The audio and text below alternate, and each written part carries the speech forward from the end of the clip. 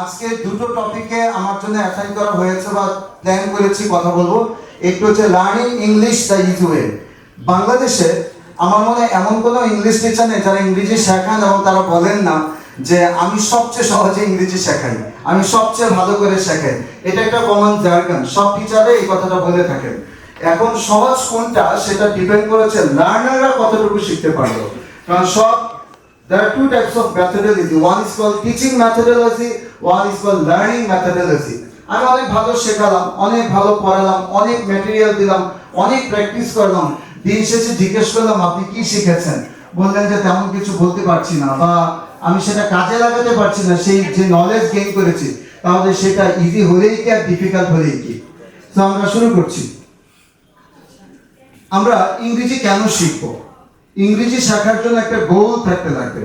অনেকে কিন্তু ইংরেজি শিখতে চাই বলে আমি এমনি শিখতে চাই, ওই হরলিক্সের অ্যাডের মতো আমি তো এমনি এমনি খাই।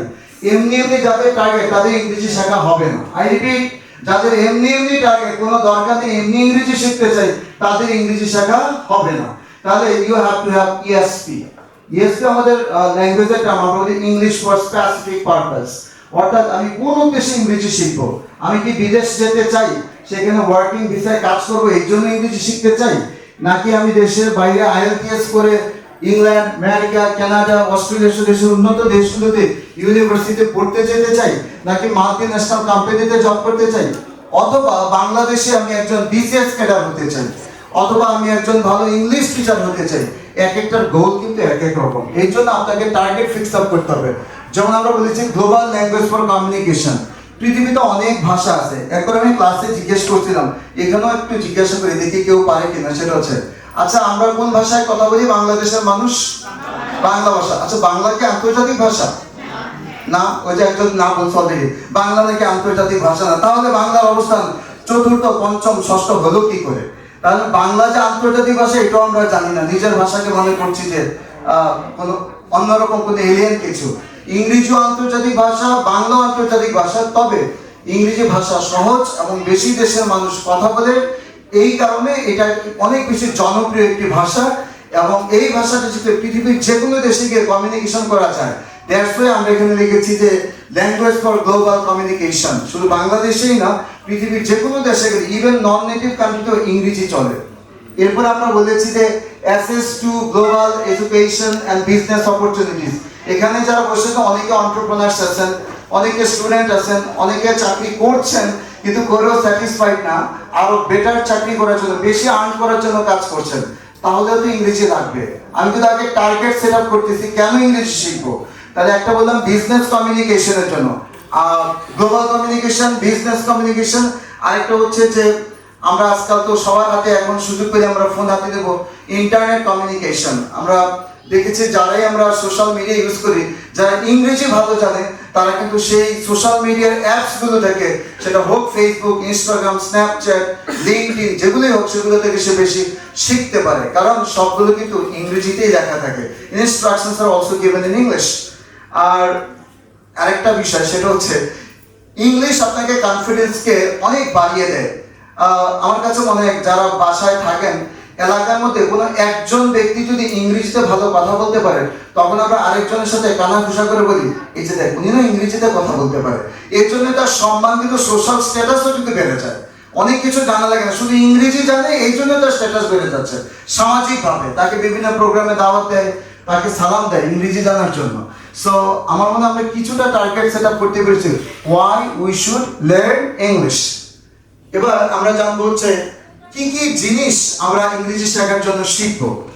আপনারা জানেন এখানে যারা আছেন, বসে আছেন, ইএসবিডি পরিবার কিন্তু অনলাইন অফলাইনে বিভিন্ন রকমের টিচারদের ট্রেনিং এর কাজ করছে, স্টুডেন্টদের ট্রেনিং এর কাজ করছে, বিভিন্ন স্কুলে কাজ করছে, কলেজে কাজ করছে।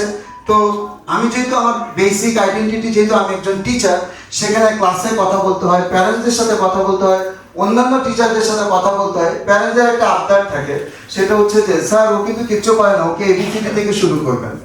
সো আমরা যে কোনো ল্যাঙ্গুয়েজ থেকে আমরা ওই এবিসিডি উচ্চারণ আমরা এইবিসিডি থেকে শুরু করে, লেখা আছে দেখেন আলফাবেট অ্যান্ড প্রোনাউন্সিয়েশন, অর্থাৎ আমরা উচ্চারণ দিয়ে কাজ শুরু করি। যেমন অ্যারাবিক ল্যাঙ্গুয়েজ শিখতে গেলে আমরা আলিফ বা তাসা দিয়ে শুরু করি, বাংলা শিখতে গেলে সরে সরা, ক খ দিয়ে, আকার হ্রস্ব ইকার দিয়ে শুরু করি। ঠিক তেমনি ইংরেজি শিখতে গেলেও আমাকে এবিসিডি লেটারগুলো পড়েই শিখতে হবে সঠিক উচ্চারণ দিয়েই। এরপরে দেখেন আমরা এগুলো নামগুলো দেখাচ্ছি কি কি নিয়ে আমরা কাজ অলরেডি করেছি, করছি। হয়তো প্রোগ্রামের শেষে এরকম ঘোষণা আমাদের সিইও ফাউন্ডার জাকারিয়া স্যার বলবেন। নভেম্বর থেকে কিন্তু আপনাদের ইএসবিডিতে অনলাইনে একটি চমৎকার একটি কমিউনিকেটিভ ইংলিশের কোর্স চালু হচ্ছে আপনাদের সবার জন্য। হাততালি দিবেন না? ভালোই লাগে চেয়ে হাততালি নিতে, মাঝে মধ্যে একটু চেষ্টা হতে হয় আর কি। আমরা যেটা বললাম যে ওইখানে আমরা গ্রামার রুলসগুলো পড়াবো, সেখানে হচ্ছে গ্রামার রুলস কেন পড়বো? আমাদের কমিউনিকেটিভ ইংলিশে কি গ্রামার খুব বেশি কাজে লাগে?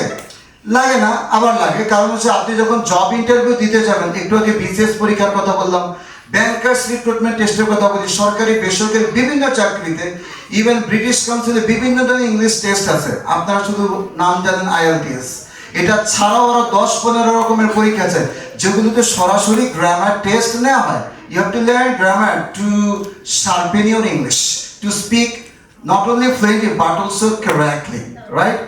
And then you see common vocabulary, greetings, daily activities, day-to-day life এ যে আমরা কমিউনিকেশন করব, আমরা সিচুয়েশনাল ইংলিশ প্রয়োগ করব, ক্লাসরুমে কিভাবে কথা বলবো, প্রোগ্রামে এসে কারোর সাথে কিভাবে কথা বলবো, শপিং মলে গিয়ে কিভাবে কথা বলবো, এই জিনিসগুলো কিন্তু আমরা এই কোর্সের মধ্যে শিখবো। এরপরে থাকছে প্র্যাকটিস স্কিলস। আমরা দেখবো যে ইংলিশ ল্যাঙ্গুয়েজের কয়টা স্কিল, কেউ জানি কিনা কয়টা স্কিল কয়টা? এটা আওয়াজ দিতে হবে, সেশনে আসছেন কষ্ট করে। ইংলিশ ল্যাঙ্গুয়েজের কয়টা স্কিল? নকল করলেও পারা যায়, আমার আঙ্গুল দেখা যাচ্ছে। 4 skills. How many skills are there? 4 skills. এগুলো বলতে পারি, কি মুখস্থ করে কিছু? কি কি স্কিল আমার সাথে সাথে বলেন? Listening, not listening, listening, speaking, reading, writing. আরেকবার বলা লাগবে, listening, speaking, reading, writing.